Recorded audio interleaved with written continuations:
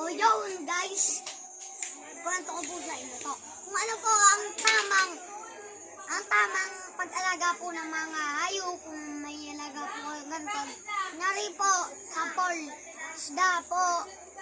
Pero hindi po yung mga tilapia, yung isda po na nasa aquarium. Yan.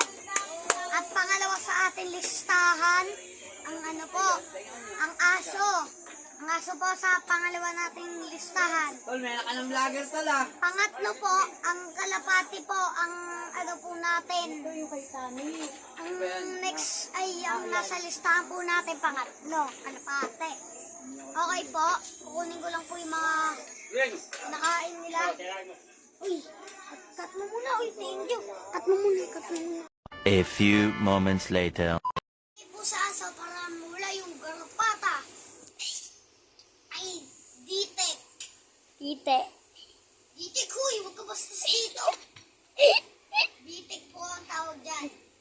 So, kung kailangan nyo po, bumili lang po kayo. Kasi, wala po akong ganun eh.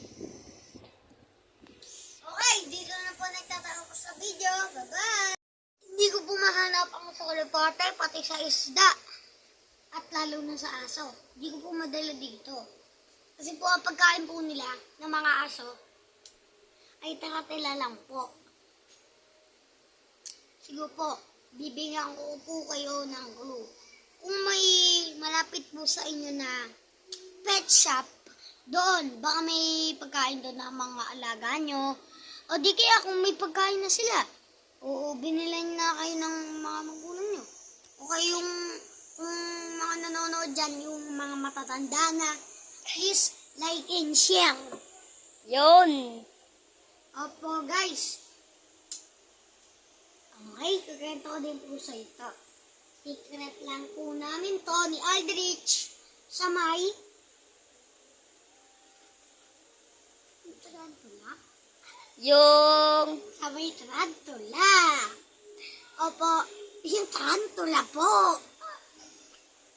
Hindi ka na po ako makagat dito. Alam niyo po ang nangyari. Na habang naglalaro po kami, sabi ko, kumuha tayo ng tirador. Sakaling self-defense. Tapos po, nakita po namin yung bag.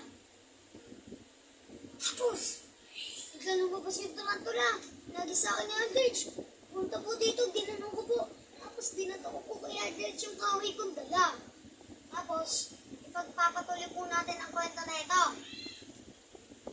Siyempre po, kayo na po kaagad. Tatlong...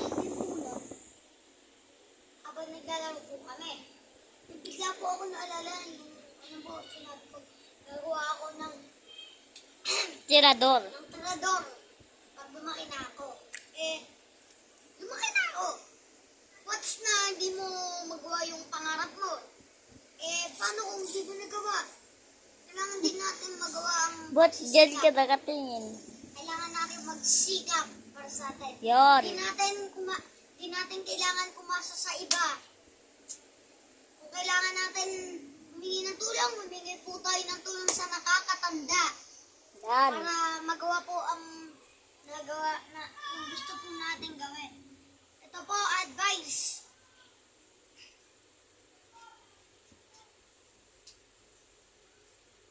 Ha? Ito po, advice din po ito. Kailangan din po natin ito. So, kung mga may alaga po kayong sugat, Kat Aldrich,